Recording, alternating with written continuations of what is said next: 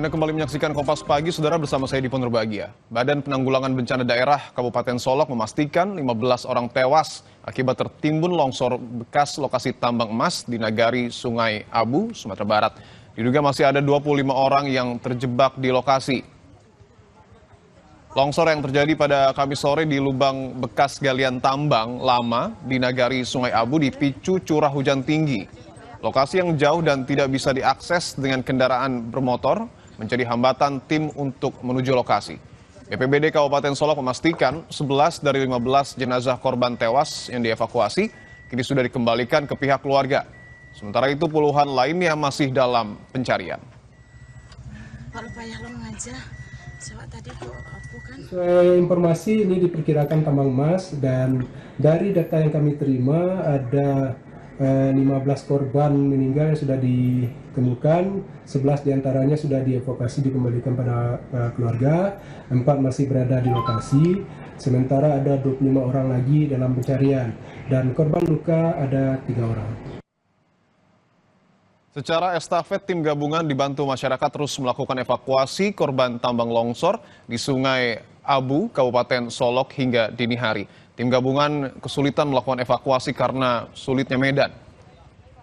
Memaksimalkan proses evakuasi, tim gabungan juga dibantu oleh masyarakat sekitar. Pada Jumat malam hingga Sabtu dini hari, tim gabungan kembali berhasil mengevakuasi keluar 4 korban. Semua dievakuasi dalam keadaan meninggal dunia.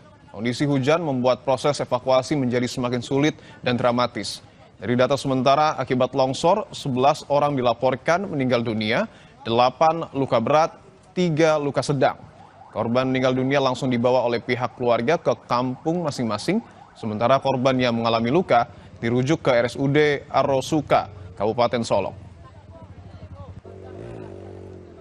Jarak tempuh masyarakat yang melakukan evakuasi tadi trek normal dari lokasi TP ini ke lokasi kejadian diperkirakan menempuh waktu lebih kurang 4-5 jam. Untuk pergi aja? Betul, untuk pergi saja. Dan untuk proses evakuasinya sangat membutuhkan waktu yang agak lama. Lebih lengkap kita sapa jurnalis Kompas TV Rio Yohanes dari Solok, Sumatera Barat. Rio, selamat pagi. Kurang lebih ada 11 korban yang kami dapat informasinya meninggal dunia. Berapa sebenarnya update terbaru korban longsor tambang emas ilegal di Nagari Sungai Abu? Apakah semua korban telah dievakuasi, Rio?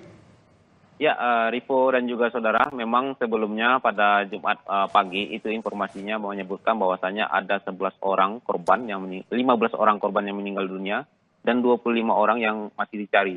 Namun dalam perjalanannya pihak Kabupaten Solok melakukan verifikasi lagi data dan didapatkan angka yang sudah dirilis itu bahwasannya korban akibat longsor di kawasan tambang emas ini berjumlah lebih kurang 22 orang dengan rincian 11 orang meninggal dunia, 8 luka berat dan 3 orang luka sedang. Dan dalam proses evakuasinya memang sejauh ini korban-korban yang meninggal dunia itu langsung diambil oleh pihak keluarga untuk dibawa ke rumah duka masing-masing.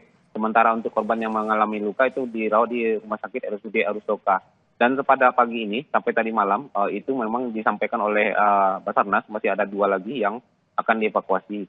Dan itu sudah dalam proses untuk dibawa keluar dari kawasan hutan menuju ke pintu kampung yaitu Jorong dari Sungai Abu. Dan kondisinya disampaikan oleh Basarnas itu dalam kondisi sudah hitam atau meninggal dunia. Demikian, Ripo.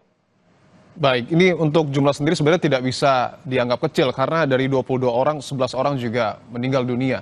Bisa Anda jelaskan, Rio, bagaimana sebenarnya kronologi peristiwa tersebut dapat terjadi? Bukankah tambang emas ilegal ini sebelumnya pernah ditutup oleh polisi? Ya, Ripo dan juga saudara, memang tambang ini sebenarnya sudah pernah ditutup sama pihak kepolisian, dalam hal ini Polres Solok, Kabupaten Solok itu dinyatakan sudah pernah menyatakan bahwasanya sudah 2 kali melakukan penertiban dan bahkan ada yang diamankan. Namun dalam perjalanannya karena ini jauh dari pengawasan dan berada di dalam kawasan hutan, itu masyarakat kembali datang untuk melakukan aktivitas penambangan secara mandiri. Dan dalam hal ini saya juga konfirmasi dengan pihak Nagari atau wali nagarinya sebagai tokoh yang dituakan di sini. Tapi mereka memang wali nagari menyatakan bahwasanya dia ini hal itu bukanlah wewenang mereka dan berada di luar wewenang dia, sehingga dia menyatakan itu tanggung jawabnya bisa ditanyakan lebih lanjut kepada pihak Pemda. Dan apakah orang-orang yang ikut dalam penambangan di sana adalah warga dari Sungai Abu? Dia juga tidak mau menyatakan dan tidak terbuka tentang hal itu. Demikian, Divo. Terakhir mungkin Rio, ini kan kalau kita lihat masih ada sejumlah pihak yang kemudian dicari. Apakah ada kendala dalam proses pencarian ataupun evakuasi, Rio? Ya, untuk pencarian dan evakuasi memang sejauh ini yang menjadi kendala adalah sulitnya akses, karena itu kawasan itu tidak bisa ditempuh dengan kendaraan bermotor, ditambah lagi dengan cuaca. Seperti yang seperti cuaca saat saya melaporkan saat ini, itu sudah mulai turun hujan. Nah, ini ketika hujan, medannya jadi semakin berat karena licin. Dan untuk mengangkat jenazah itu, masyarakat sejauh ini juga hanya menggunakan